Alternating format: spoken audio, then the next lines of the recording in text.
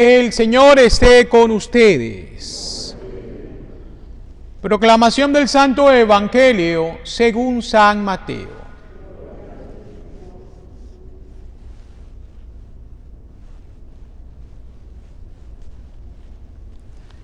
En aquel tiempo Jesús dijo a sus discípulos: Cuando venga el Hijo del Hombre rodeado de su gloria, acompañado de todos sus santos, de todos sus ángeles, se sentará en su trono de gloria. Entonces serán congregadas ante él todas las naciones, y él apartará a los unos de los otros, como aparta el pastor a las ovejas de los cabritos, y pondrá a las ovejas a su derecha y a los cabritos a su izquierda. Entonces dirá el rey a los de su derecha: Vengan, benditos de mi Padre, tomen posesión del reino preparado para ustedes desde la creación del mundo, porque estuve hambriento y me dieron de comer, sediento y me dieron de beber, era forastero y me hospedaron, estuve desnudo y me vistieron, enfermo y me visitaron, encarcelado y fueron a verme. Los justos le contestarán entonces: Señor, ¿cuándo te vimos hambriento y te dimos de comer, sediento y te dimos de beber? ¿Cuándo te vimos de forastero y te hospedamos, o desnudo y te vestimos? ¿Cuándo te vimos enfermo o encarcelado y te fuimos a ver? Y el rey les dirá: Yo les aseguro que cuando lo hicieron con el más insignificante de mis hermanos, conmigo lo hicieron. Entonces dirá también a los de la izquierda: Apártense de mí, malditos, vayan al fuego eterno preparado para el diablo y sus ángeles, porque estuve hambriento y no me dieron de comer, sediento y no me dieron de beber, era forastero y no me hospedaron, estuve desnudo y no me vistieron, enfermo y encarcelado y no me visitaron. Entonces ellos le responderán: Señor, ¿cuándo te vimos hambriento o sediento, de forastero o desnudo, enfermo o encarcelado, y no te asistimos?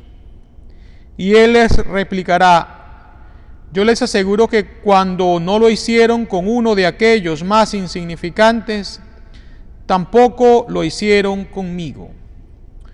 Entonces irán estos al castigo eterno y los justos a la vida eterna. Palabra del Señor.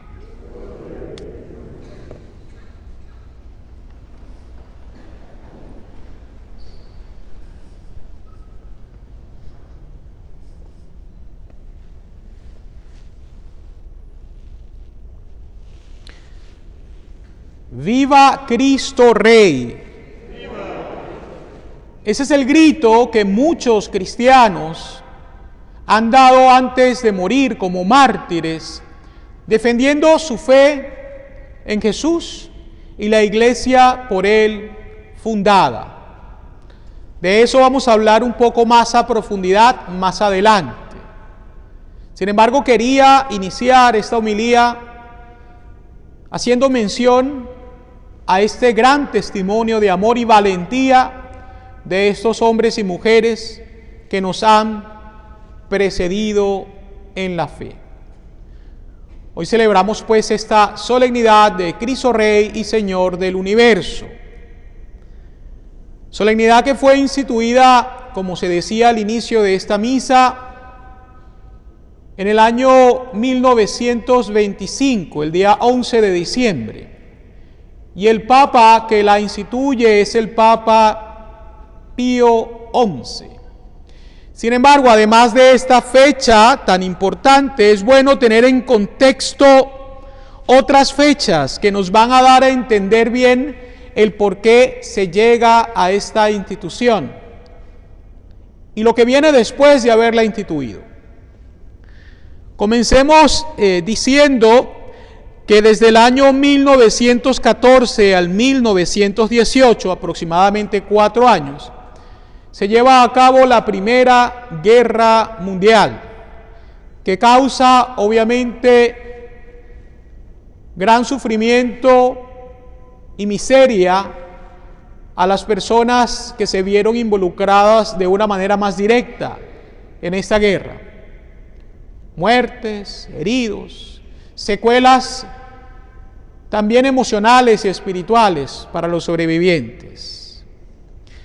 Como consecuencia también de esta Primera Guerra Mundial, se desata, entre otras cosas, el comunismo, el ateísmo y también el secularismo, que atentan de manera especial contra la fe cristiana. Y por eso, en el año 1925 se instituye esta solemnidad para hacer un llamado de atención al mundo entero y especialmente a los cristianos a reconocer a Cristo como el centro de nuestras vidas, como el Rey Supremo. Hay pasajes bíblicos que nos comprueban que Jesús es Rey, especialmente cuando Jesús es interrogado por Pilato y éste le dice: ¿tú eres Rey? Y Jesús le dice: sí, soy Rey, para eso he venido al mundo. Sin embargo, mi reino no es de este mundo. Jesús entonces es el Rey eterno. Y esto lo debemos tener bien claro, ya que si lo reconocemos como Rey, quiere decir que nosotros somos los súbditos de este Rey Supremo. Y debemos hacer el esfuerzo por agradarle, por hacer su voluntad, vivir acorde a las expectativas que Dios, como Rey, tiene cifrada en cada uno de nosotros. En el año 1926, es decir, meses o un año después de haber sido instituida esta solemnidad, en México se desata lo que es conocido como la Guerra Cristera, que dura 3 años. Era un conflicto armado entre el gobierno y entre sacerdotes, religiosas y laicos que se oponían a una ley llamada Ley Calle, que intentaba limitar el ejercicio de culto por parte de los cristianos y especialmente de la Iglesia Católica. Y es así como comienza este conflicto armado, por medio del cual los cristianos no están dispuestos a dejarse robar la fe. Se dice que a causa de esto llegan tal vez a morir 250,000 personas. Y hace ya 20 años y en años recientes se han ido canonizando a muchos de estos cristianos que dieron su vida durante esta persecución a la fe católica. Y ellos en particular gritaban: ¡viva Cristo Rey! Muchos antes de ser martirizados. Es allí cuando nosotros podemos entender el valor de estas palabras, que no tienen que salir simplemente de nuestros labios, sino de un corazón convencido de que Dios es la prioridad de nuestras vidas. Ellos tuvieron que derramar su sangre. Tal vez ninguno de ustedes ni yo llegaremos a ese extremo, pero en nuestro diario vivir debemos dar testimonio de nuestra fe, sin vergüenza alguna, sino que por el contrario, motivados por el deseo de ganar almas para Cristo. Muchas veces considero que nosotros tomamos de manera muy superficial el hecho de ser cristianos católicos, el hecho de ser bautizados, el hecho de recibir los sacramentos. Y en realidad, cuando vemos que hay personas que literalmente mueren como consecuencia de la vivencia de su fe, eso tiene que hacernos reflexionar, nos tiene que interpelar. y hacernos ver si estamos viviendo realmente una fe muy cómoda, en la cual soy como el camaleón, cambio de color según la ocasión. Vamos a meditar un poco las lecturas que hemos escuchado.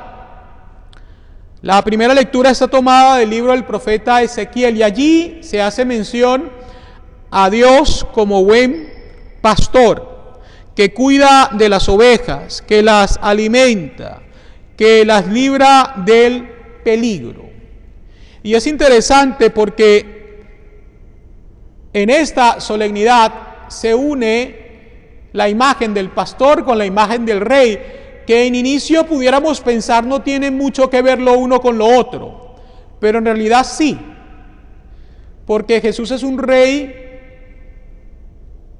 que sirve, y eso lo vemos de manera especial muy claramente en el momento en el cual Jesús lava los pies a sus discípulos y obra tantos milagros. El servicio. El pastor es imagen, pues, de entrega y de servicio a sus ovejas. La segunda lectura está tomada de la primera carta del apóstol San Pablo a los Corintios, y en ella el apóstol quiere hacernos reflexionar sobre la resurrección, diciendo que Jesús resucita como primicia de la resurrección de toda la humanidad, haciéndonos ver que hemos sido creados para vivir y no para morir, y que si bien es cierto estamos sujetos a una muerte temporal, nuestra alma sigue siendo llamada a la eternidad, y por eso la muerte no es el final, sino que es el paso a la verdadera vida. Y por último llegamos al pasaje del Evangelio de San Mateo, que es mejor conocido como el pasaje del juicio final. Este pasaje ha servido muchísimo a tantos cristianos a lo largo de los años para trabajar en su proceso de conversión. Madre Teresa de Calcuta, por ejemplo, y tantos otros, que se han sentido pues cuestionados por este juicio que se nos presenta en este pasaje en particular. Nosotros esperamos la parusía, es decir, el juicio final, cuando Jesús vendrá en gloria para juzgar a vivos y muertos, para ofrecernos salvación si hemos vivido acorde a las expectativas de Dios, o condenación si hemos vivido de espaldas a Él. Dios no quiere la muerte del pecador, sino que se convierta y viva, pero también Dios nos hace libres, y la libertad bien usada es tender hacia Dios y no alejarnos de Él, ya que eso es libertinaje. Pero, como decía San Agustín, y siempre me gusta recordarlo, el Dios que te creó sin ti no te salvará sin ti. Por lo tanto, queridos hermanos, repito, este pasaje tiene que hacernos reflexionar. Ese rey que separa a las ovejas de los cabritos, los coloca a su derecha y a su izquierda, y luego dirá: vengan benditos de mi Padre, y enumera entonces las razones por las cuales estas personas son benditas. Porque mostraron misericordia al dar de comer, al dar de beber, al vestir al desnudo, al visitar al enfermo, al encarcelado. Mientras que aquellos que no lo hicieron son considerados malditos, privados de la gracia de Dios, no por voluntad de Dios, sino como consecuencia de su propio pecado. Queridos hermanos, nuestra iglesia nos enseña que para poder crecer en santidad debemos practicar las obras de misericordia. Hace apenas unos años el Papa declaraba el año jubilar de la misericordia, pero no era simplemente limitado a ese año, es algo que tiene que ser parte de nuestro diario vivir. Cuando una persona me pregunta a mi padre cómo prepararme para una buena confesión, pues hay muchos exámenes de conciencia muy buenos. Reflexionar sobre los mandamientos de Dios, los mandamientos de la iglesia, las obras de misericordia. Allí tenemos realmente herramientas de gran valor para que nosotros nos vayamos santificando. Y precisamente este pasaje del juicio final nos invita a tomar ventaja de este gran recurso que tenemos a nuestra disposición: practicar la misericordia, dejando a un lado tal vez nuestros prejuicios, no fijándonos tanto en lo exterior, sino en lo que hay en el corazón de las personas, porque en ocasiones somos tentados a simplemente juzgar al libro por la portada, sin ni siquiera haberlo leído. Hay un santo que es un gran ejemplo de lo que significa la misericordia, San Martín de Tours, que cuando era soldado vio en una ocasión a un pobre anciano al cual nadie le brindaba ayuda. Martín no tenía nada que ofrecerle, pero decidió cortar su capa a la mitad, darle la mitad a ese pobre hombre para que se cubriera, se abrigara, y él se quedó con la otra mitad. Y luego tuvo un sueño en el cual Jesús mismo se le aparecía utilizando esa mitad de su manto que le había dado a este hombre. Y se le decía: lo que hiciste a él, lo hiciste a mí. Ya he hablado anteriormente de San Alonso Rodríguez, este santo que decía: yo no trato mal al prójimo porque sé que Dios se disfraza de prójimo y yo no puedo maltratar a Jesús presente en el hermano. Qué importante, queridos hermanos, es cuando nosotros, repito, vivimos nuestra vida desde esa óptica, porque nos libera de muchos prejuicios y porque nos hace ser compasivos, tener empatía por los demás, ponernos en la situación del otro. Hace años yo escuchaba el testimonio de un sacerdote que me impactó muchísimo. Él era un hombre que tuvo varios proyectos en su vida. Uno de ellos fue ser militar. Tuvo una lesión, un accidente, y ya no pudo continuar en esa carrera. Por mucho tiempo estuvo deprimido ante lo que él consideraba era una gran derrota. Pero luego entonces decidió irse por el camino de las finanzas, del real estate, y llegó a ser muy exitoso, a tener mucho dinero, a tener muchas amistades, entre comillas. Lo tenía prácticamente todo, o al menos lo que muchas personas piensan: poder, fama, dinero. Pero lamentablemente, viviendo de una manera disoluta, cayó eventualmente en el alcoholismo y en las drogas y llegó a perderlo todo, hasta el punto que terminó en las calles pidiendo limosna.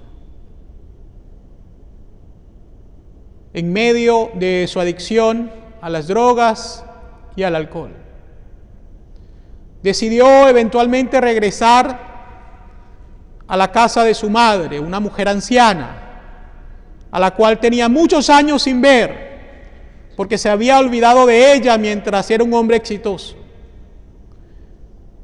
Y al llegar allí, su madre lo recibió, y esto me hace recordar mucho la parábola del hijo pródigo.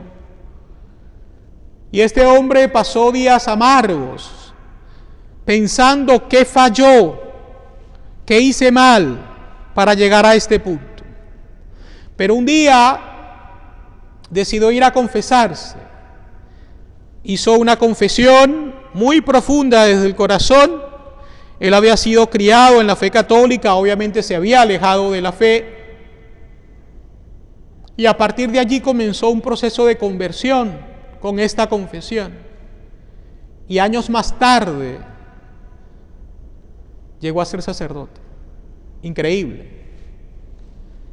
Y él decía, cada vez que tengo la oportunidad de decirle a las personas que no menosprecien a un mendigo, lo digo porque yo estuve allí y sufrí el desprecio y la indiferencia de muchos. Y hay muchas razones por las cuales una persona puede llegar a ese momento de la vida. Pero nosotros no somos quienes para juzgar. Por el contrario, repito, estamos llamados a tener compasión y misericordia. Porque si somos quienes somos y decimos tener lo que tenemos, que al final le pertenece a Dios, es porque Dios es bueno. Ya que al fin de cuentas todos estamos hechos del mismo barro. Y por eso, queridos hermanos, repito, debemos ser compasivos de una manera especial. Voy a contarles ya para terminar 2 anécdotas de mi vida en 2 diferentes momentos. La primera es cuando llegué a Roma en el año 1999 a dar inicio a mis estudios de teología. Me di cuenta que en esa ciudad cosmopolita había muchas personas pidiendo dinero en la calle. Y en una ocasión un seminarista que estaba ya mucho más avanzado me dijo, no les des dinero. Y yo decía, ¿por qué? Y él me decía, se ha comprobado que muchas de estas personas que piden dinero en la calle pertenecen a una red muy amplia, en la cual entonces esto se ha convertido en un gran negocio. Y por eso entonces realmente no piden por necesidad, sino para hacer dinero. Y me tocó ver en más de una ocasión que eso era así, que eso era verdad. Pero también en algunas ocasiones, llevado por la compasión, pues colaboraba. Luego acá en este país también, y en particular en esta ciudad de Miami, con alguna frecuencia podemos encontrar personas en la misma situación. Y repito, se vienen a nuestra mente estas ideas que pueden ser ciertas en muchos de los casos, que no hay necesidad, que es un negocio, pero no siempre tiene que ser así. Puede haber personas que han llegado allí por otros motivos muy dolorosos. Entonces, una vez cuando conversaba con un sacerdote mayor, muy sabio, le planteé esta inquietud y le decía, ¿debo ayudar o no? Y él me decía, es mejor ser juzgados por Dios por hacer algo que por no hacer nada. Tu intención es buena. Y lo ideal sería que si esa persona pide para comida, tú la lleves a un lugar para que le den la comida y tú la pagues. Pero en algunas ocasiones eso no es posible, no hay el tiempo. Entonces, si lo que Dios pone en tu corazón es ayudar, ayuda. Si esa persona eventualmente lo usa como negocio o lo utilizará para vicios, Dios lo juzgará. Pero tu acción inicial ha sido una acción de bien, de misericordia. Y es hasta allí donde tú tienes que llegar. Porque si tú das un paso más, te vas a convertir en un juez. Y el único juez es Dios. En cuanto a este tema. Entonces, créanme que trato de vivir en lo posible lo que este sacerdote me enseñó. Y claro, en algunas ocasiones uno va manejando y no se encuentra 1 ni 2, sino 5 o 6. Y pues bueno, yo he llegado a decir, pues tengo para ayudar a uno nada más ayudo, y los demás que lo ayuden otros.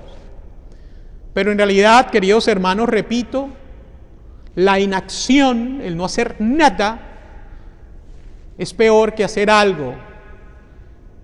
Y si Dios algún día nos va a juzgar por una mala acción que hemos hecho, yo creo que tendrá en cuenta que nuestra intención inicial era el bien y será misericordioso. Recuérdense la parábola de la semana pasada. Aquel que por miedo escondió el talento, por su inacción fue juzgado. Que nosotros entonces seamos siempre proactivos, confiando en que Dios es misericordioso y deseando compartir con los demás un poco de esas bendiciones que Dios nos concede y que para muchos literalmente es lo que necesitan para poder seguir viviendo y manteniendo esperanzas en sus corazones. Así sea.